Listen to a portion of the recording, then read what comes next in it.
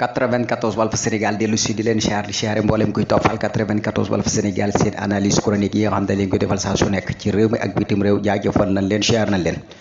way leen di toppal 94 Walf Sénégal jaajëfate voilà kon nag ba tey ñu dellu si waat ci réew mi rek di indi tuuti ay leeral ci man daal wax dëgg yàlla ni ma gisee réew mi. voilà gis nañ tamit koo xam ni moom it Barthélémy Dias woote waat conférence de presse voilà ñu ngi ko doon xaar ci voilà fan la toll ci wàllu mairie bi ëllëg fan la mairie bi xam nga lan la nar a def voilà xaru kanamu Ndakaaru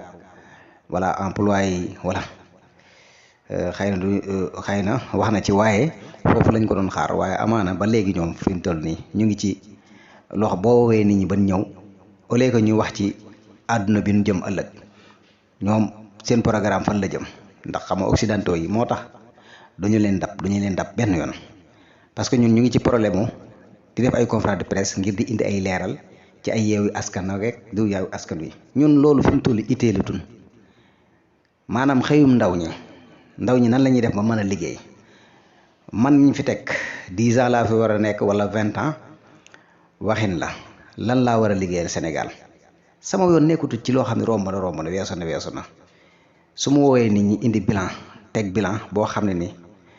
bu ñu doxalee tuuti ci kanam danañ xam ni man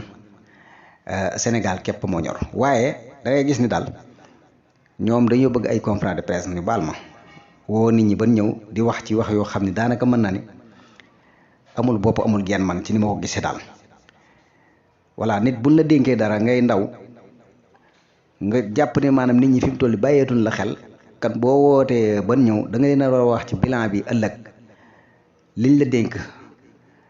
nan nga ko mën a ñoŋalee ba boo ëllëgee keneen ku fi ñëw dina xam ne kii fi nekkoon moom liggéey na nan laa mën a def ba créer employé ndaw ñi ñuy liggéey mu nekk loo xam ne lu sérieux la wax ci bilan boobu noonu jéem a roy tuuti ci occidentaux yi ndax ñoom. chaque jour ñu ngi préparé pour en cas ëllëg ñi ngi waajal seen bopp di waajal seen njaboot di waajal ñi nga xam ne ni ëllëg lu mën a xew rek dinañ am fu ñu teg seen tànk bu baax mais ñun chaque jour ñi ngi delluwaat ginnaaw di indiwaat yoo xam ne ni nit ñi fi mu toll dañ cee maar sonn nañ ci yeewu askan wi fii ñun fu mu toll loolu soxalul na tas bu tasee ñun suñu yoon newu ci ñun liñ bëgg mooy réew mi avancé dox liñ bëgg mooy ñu créer nu ay employés ñu mën cee liggéey. créer leen ay employés créer leen ay jeunes yoo xam def leen ay millionnaires mën naa nekk fexe leen a ñoŋal liñ leen jox heure bu ngeen wàccee ñi fiy ñëw mën a roy ci yéen waaye chaque jour bis bu yàlla sàkk yéen a ngi mel ni ku ñuy delloowaat ginnaaw daal di wax ci yoo xam ne dinañ wax dëgg fa yàlla ñun fi mu toll dañ cee maar dañoo sonn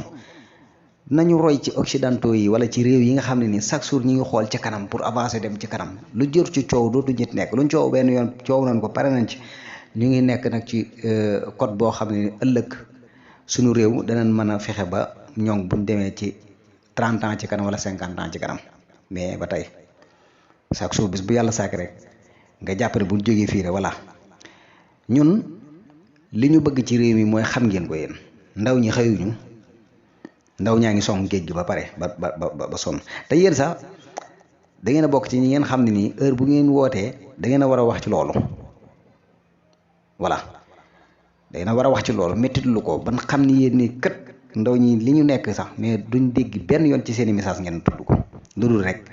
yeewu askan wi nii bañ koy fonda nii bañ koy sos nii bañ ko waaye ñun loolu fi mu toll nii ñun daf dañ cee maar nañu wutal liggéey ñu liggéey voilà nañu liggéey réew mi nañu créer ay employés nañu liggéey mu nekk lu sérieux ñu jëmale 50 ans ci kanam ngir ñu defar suñu réew mi waaye ñun wax dëgg fa yàlla ñun dañoo maar ci voilà bi ñu sosee lii ba ñu demee fii nangam yooyu daal wax dëgg yàlla ñun vraiment ñun itteelatuñu daal waaw yeewu nañ xam nañ li ñuy def bu baax a baax pour ñu gëm la loolu yow yaa koy teg ay actes yooyu teg la nga ci dox di ci jëm ñu xam ne yow mi kat voilà mais mbir mi du toog woote presse bi ñëw affaire yooyu nga wax a ba am na ñoo xam duñ la du déglu sax duñ la xool wax dëgg yàlla voilà te nit ñi dépassé nañ foofu jeunesse bii ngeen yor na duñ ay dof toog wax ba yéex ngeen baal ma taxul ñu gëm leen voilà teg ay acte rek pratiquer rek def nit ñi gis rek waaye wax nii rek di dem non loolu moom fi mu toll nii ba ngeen koy soos ak yooyu yëpp ñun moom wax dëgg yàlla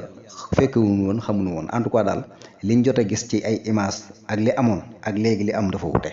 foofu lañ mën a juger ñun voilà 94 Walf Sénégal lii la lay indil.